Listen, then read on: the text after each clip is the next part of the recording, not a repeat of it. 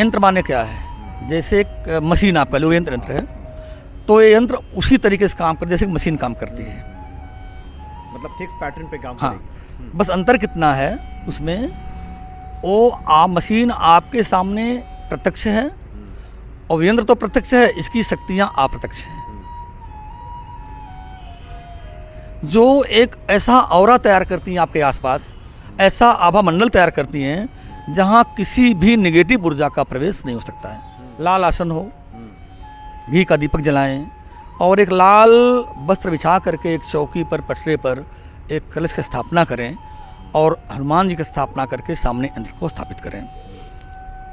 और जो दिए गए हमारे मंत्र हैं, इसमें अलग अलग यंत्रों के अलग अलग मंत्र, अलग अलग सूत्र, अलग अलग अंक हैं। ऐसा तो पहले तो आपकी आध्यात्मिक या आंतरिक ऊर्जा को बढ़ाता है, नकारात्मक ऊर्जा को दूर करता है। जो हनुमत रक्षा यंत्र है आपकी भूत प्रेत पिशाच शत्रु बाधा को दूर करता है। और अगर इसे बना करके, अच्छा जब हम साधना करें इसकी, तो एक विधि और आती है कि इस यंत्र की स्थापना कहाँ करें, कैसे करें। जय सिया तो राम। यंत्र की सब सुख लहे तुम्हारी सरना, तुम रक्षक काहू को डरना। श्री हनुमान जी महाराज की प्रसन्नता के लिए कई पूजा पाठ हैं, कई पूजा पद्धतियां हैं। आज एक विशेष पूजा पद्धति की हम बात करेंगे और ये यंत्र साधना है जिससे कि भक्तों के जीवन में तुरंत फलाफल की प्राप्ति हो जाती है। ये सब आपको आज विस्तार से बताने जा रहे हैं भागवताचार्य रामकथा के आप आचार्य हैं डॉक्टर गिरीश मिश्रा जी। स्वागत है आपका। जय श्री राम। जी पंडित जी, हनुमान जी तो संकट मोचन है। व्यक्ति जब संकटों में फंसता है तो उन्हीं की याद आती है। तो हनुमान जी के आज कौन सी साधना आप भक्तों को बताने जा रहे हैं? देखिए, आज चर्चा कर लेते हैं हनुमत यंत्र की। जी। इसे हनुमान यंत्र भी कहते हैं और हनुमत यंत्र भी कह देते हैं। और हनुमान यंत्र जो है, इसे आप भोजपत्र, ताम्रपत्र, चांदी आदि के पत्रों पर बना करके इस यंत्र को पहले सिद्ध करने की प्रक्रिया होनी चाहिए। सिद्ध कैसे करें हम? और साधारणतया लोग ये जानते हैं हनुमान यंत्र, हनुमत यंत्र एक ही होगा। इसमें कई भेद हैं। एक है हनुमत यंत्र, दूसरा हनुमत पंचमुखी यंत्र, तीसरा है हनुमत रक्षा यंत्र। इनकी कई श्रेणियां हैं, ये तो हम तीन ही बता रहे हैं। ये हनुमान कवच जिसको कहते हैं, वो एक अलग विधि है। वो भी अलग है। हनुमान कवच भी है, वो एक अलग विधि है। हनुमान यंत्र एक अलग है। इसमें ज्यामितीय रेखाएं कुछ होती हैं और वृत्ताकार उसको लेकर के उसके ऊपर अष्टदल कमल की आकृति बनाते हैं। इसमें कुछ मंत्र हैं और कुछ अंक हैं। अच्छा।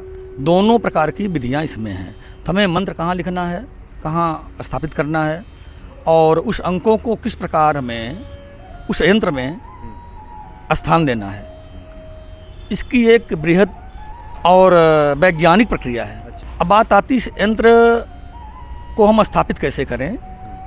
इसके लिए एक बढ़िया मुहूर्त, दिन तो मंगलवार का आप ले सकते हैं, लेकिन मुहूर्त के बारे में ऐसे बैठ करके बता देना ये उचित नहीं है। मुहूर्त तो होता है आपके नाम से, मंगलवार के दिन कौन सा समय, कौन सा शुभ मुहूर्त, कौन सी लगन, कौन सी चौघड़िया आपको शुभ बैठेगा। एक मुहूर्त हम बता दें कि फला बजे, इतने बजे से इतने बजे तक आप कर लेना, तो हमारे समझ से ठीक नहीं है। यानी प्रतिदिन के हिसाब से हाँ, अलग अलग। जैसे हर मंगलवार को एक ही समय पर एक ही जैसा मुहूर्त कैसे हो सकता है? ये बड़ी असंभव सी बात है। सालों में पता नहीं कितने मंगलवार पड़ते हैं, 4 तो महीने मान ही लीजिए आप, मोटा मोटा। दूसरी चीज़ ये है कि यंत्र करता क्या है। तो पहले तो आपकी आध्यात्मिक या आंतरिक ऊर्जा को बढ़ाता है, नकारात्मक ऊर्जा को दूर करता है। जो हनुमत रक्षा यंत्र है आपकी भूत प्रेत पिशाच शत्रु बाधा को दूर करता है। और अगर इसे बना करके, अच्छा जब हम साधना करें इसकी, तो एक विधि और आती है कि इस यंत्र की स्थापना कहाँ करें, कैसे करें। तो यंत्र की स्थापना हम दक्षिणी दीवार में करें। अच्छा। ताकि आपका मुख दक्षिण हो जाए, यंत्र की पृष्ठभाग जो यंत्र का वो दक्षिण हो जाए। दक्षिण की तरफ। हाँ, लाल आसन हो, घी का दीपक जलाएं और एक लाल वस्त्र बिछा करके एक चौकी पर पटरे पर एक कलश की स्थापना करें और हनुमान जी की स्थापना करके सामने यंत्र को स्थापित करें। और जो दिए गए हमारे मंत्र हैं, इसमें अलग अलग यंत्रों के अलग अलग मंत्र, अलग अलग सूत्र, अलग अलग अंक हैं। ऐसा नहीं एक ही अंक हर यंत्रों में चल जाएगा आपका। इसकी विधिवत पूजा करके, स्थापित करके, फिर अपने दुकान में, वाहन में, गले में लाकर बना के आप पहन सकते हैं, सुधारण कर सकते हैं। और ये आपकी हर बुरी शक्तियों से रक्षा करेगा, शत्रुओं से बचाएगा, आपको व्यापार में वृद्धि देगा, वाहन दुर्घटना से बचाएगा, आपको आंतरिक ऊर्जा से ओतप्रोत कर देगा। अगर भक्ति के मार्ग पर भी जाना चाहते हैं तो हनुमान भक्ति के लिए सदैव आपको एक सकारात्मक प्रेरणा देगा। ये यानी आध्यात्मिक उन्नति भी होगी। बिल्कुल। अच्छा पंडित जी, आप तो ज्योतिषी भी हैं, अंक शास्त्र भी जानते हैं आप। आपने कहा कि एक ज्यामितीय आकृति तो होती ही है, अंकों का विशेष योग भी होता है, तो ये कुछ अलग महत्व रखता है। जैसे बिल्कुल, हर अंक का अपना अलग महत्व है। उस अंक को हम जो खाना बनाते हैं उसमें ज्यामिति सूत्र के आधार पर किस खाने में कौन सा अंक या मंत्र का कौन सा अक्षर हमें स्थापित करना है, तो उसकी विधि बताई गई है पूरा हनुमत बृहद यंत्र शास्त्र में। जी, उसमें उस बात की हाँ, चर्चा है। और यंत्रों की साधना भी होती है। जब सिद्ध करते हैं तो एक साधना की प्रक्रिया होती है। कितने मंत्रों को हमने जाप किया, इस विधि से किया तो यंत्र सिद्ध हो गया, अब वो हमें काम देगा। जैसे एक दवाई बनती है, एक टेबलेट बनता है, तो उसको प्रयोगशाला में कितने मात्रा में कौन सा केमिकल या कौन सा साल्ट उसमें डाला जाए, तब इतने ग्राम का एक टेबलेट तैयार हो जाता है। उसी प्रकार से कितने मंत्रों की जाप किस विधि से, किस प्रक्रिया के द्वारा हमें करनी है, वो अलग अलग यंत्रों की व्याख्या है। जब फिर कभी हम लोग बैठेंगे तो एक एक यंत्र की अलग अलग उसकी विधि हम बताएंगे। यानी अलग अलग कामना पूर्ति के लिए भी अलग अलग प्रकार से। जी जी हाँ, अब वो देखा जाता ना। भाई ये बताइए, आपको हनुमान चालीसा पढ़े होंगे, अब एक चौपाई आती है कि महावीर जब नाम सुनावे भूत पिशाच निकट नहीं आवे। तो अगर आपको धन चाहिए और ये चौपाई जपोगे आप तो नहीं मिलेगा ना। इससे तो हाँ, अगर आपको रोग हो गया है तो भूत तो भाग जाएगा, रोग नहीं भागेगा। तो रोग के लिए नासय रोग हरे सब पीरा जपत निरंतर हनुमत बीरा। तो अलग अलग जैसे ये मंत्र हैं, ये चौपाई एक एक चौपाई एक महामंत्र है हनुमान चालीसा की, है ना। तो इसे अलग अलग विधियां हैं।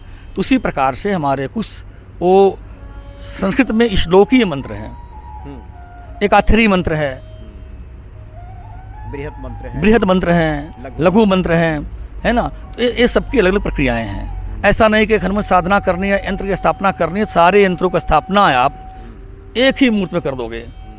अब शत्रु बांधा के लिए अलग मूर्त होगा ना, बिल्कुल। शत्रु विनाश के लिए अलग मूर्त। खैर विनाश तो हम किसी के नहीं चाहते, हम तो चाहते शत्रुओं को भी भगवान सद्बुद्धि दें हनुमान जी, ताकि शत्रुता छोड़ करके हो, अपनी राशि प्रवृत्ति को छोड़ करके सुंदर भगवान की भक्ति में लीन होते हुए, हनुमान जी की भक्ति में लीन होते हुए, अपने सदमार्ग पर चलते हुए सुंदर मानव जीवन को कल्याणमय रूप से जीवन बिताएं अपना हो। गोस्वामी जी ने भी कहा है गरल सुधा रिपु करई मिताई, बिल्कुल, यानी शत्रु मित्रता करने लगे। अच्छा पंडित जी, यहाँ हमारे यहाँ 3 पूजा पद्धतियों की बात होती है, तंत्र मंत्र यंत्र। तंत्र तो अब मुझे लगता है कि अब उसके साधक बहुत कम रह गए हैं। यंत्र पूजा और मंत्र पूजा, इसकी अभी प्रधानता है काफ़ी। देखो, यंत्र पूजा, यंत्र माने क्या है, जैसे एक मशीन आपका लो यंत्र है, तो ये यंत्र उसी तरीके से काम कर जैसे मशीन काम करती है, मतलब फिक्स पैटर्न पे काम हाँ। करेगी। बस अंतर कितना है उसमें, वो आप मशीन आपके सामने प्रत्यक्ष है और यंत्र तो प्रत्यक्ष है, इसकी शक्तियाँ अप्रत्यक्ष हैं। जो एक ऐसा औरा तैयार करती हैं आपके आसपास, ऐसा आभा मंडल तैयार करती हैं जहाँ किसी भी नेगेटिव ऊर्जा का प्रवेश नहीं हो सकता है, और एक सकारात्मक दिशा में आप बढ़ते जाते हैं, उस कार्य में आपको सफलता मिल जाती है। ये तो यंत्र। मंत्र की साधना वो मंत्र शक्ति वो है कि मंत्र में अपार शक्ति है। संसार का ऐसा कोई कार्य नहीं है जो मंत्र साधना से पूर्ण ना किया जा सके। और हनुमान जी तो वैसे अष्ट सिद्धि नवनिधि के दाता हैं, चूंकि उन्हें माता जानकी ने ऐसा वरदान दिया है, और जिस पर साक्षात माँ की कृपा हो जाए फिर कहना ही क्या है। कई बार लोग भ्रम में पड़ते हैं, मैं पीछे लगभग बताया अभी तक कहीं किसी एपिसोड में होगी वो चर्चाएं कि एक बंदर दिख गया तो हनुमान जी आ गए। नहीं, मैं बार बार कहता हूँ हनुमान जी की वो सामर्थ्य है, वो बंदर बन सकते हैं और वो विराट भी बन सकते हैं, लघु बन सकते हैं, लेकिन एक बंदर की सामर्थ्य हनुमान जी बन जाए वो, है ना। तो हमारी साधनाएं जो हों, चाहे इंद्र की हो चाहे मंत्र की हो, वो जो हमारी विधियाँ बताई गई हैं, जो वैदिक शास्त्रीय विधि है, उस विधि के आधार पर जब हम इन मंत्रों की साधना करते हैं, सिद्धियाँ करते हैं या यंत्रों को सिद्ध कर लेते हैं, तो असाध्य से असाध्य कार्य भी साध्य हो जाता है और साधक की हर मनोकामनाएं पूर्ण होती हैं। लेकिन अभी आपने कहा ना तंत्र की जो बात आई, तंत्र साधना अधिकतर विफल क्यों होती है? उसमें प्रयास क्या किया जाता है? अब एक व्यक्ति छोटी सी नौकरी कर रहा है, उसकी लालसा आई मेरे मन में, मैं तो अरबपति बन जाऊं 2 दिन में, मुझे बहुत जल्दी धनवान बनना है। अब वो कोई तांत्रिक मिला उससे, मैं ये साधना करूंगा और आपको बना दूंगा। तो जबरदस्ती जो कुछ अर्जित किया जाता है वो कब छीन लिया जाए कोई भरोसा नहीं है। तो लक्ष्मी के भी कई रूप हैं और लक्ष्मी के अलग अलग कई वाहन हैं, उसमें एक वाहन उल्लू वाहन लक्ष्मी का है। तो उस जबरदस्ती वाली प्रक्रिया से उल्लू वाहन लक्ष्मी का प्रवेश होता है आपके यहाँ, उल्लू वाहन लक्ष्मी जो हैं, जिनकी सवारी उल्लू है। और जब इसका अंत होता है तो ऐसे लोग जिनके पास उल्लू वाहिनी लक्ष्मी जी आ जाती हैं, वो सीधा तिहाड़ जाते हैं बाद में, है ना।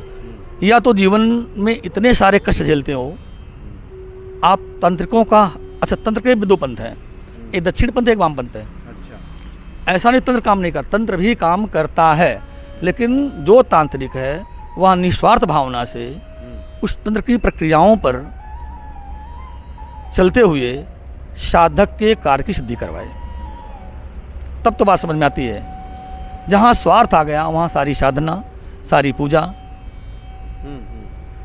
सारी तांत्रिक क्रियाएं वो सारी फेल हैं, वो चाहे मंत्र हो चाहे यंत्र हो। मतलब उद्देश्य शुद्ध निर्मल होना चाहिए, तब बिल्कुल सफलता मिलती है। आपका उद्देश्य जो है शुद्ध हो, निर्मल हो, किसी को नुकसान पहुंचाने की भावना ना हो। साधक स्वकल्याण तो चाहे, अगर साधक के पास कोई शक्ति परमात्मा ने दिया है तो जन कल्याण भी करे हो ना। भाई महाभारत काल में बलराम जी थे, उनको बलभद्र कहते थे। क्यों? अगर आप बलवान हैं तो ऐसा कार्य करिए कि आपका बल समाज के कल्याण में सदुपयोगी हो, उपयोग हो। अगर आप धनवान हैं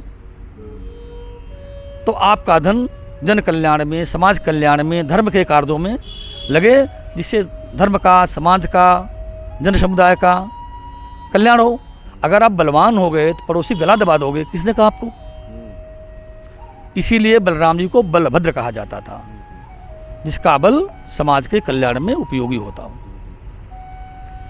जी हाँ, जी हाँ। तो यंत्र के बारे में आपने बहुत सारी भक्तों की जिज्ञासाएं थी कि इस पर एक बार विस्तार से बातचीत हो, और अलग अलग प्रकार के यंत्रों के बारे में हम लोग आगे चर्चा करेंगे, जैसा कि आपने बताया। बहुत बहुत धन्यवाद आपका। जय श्री राम।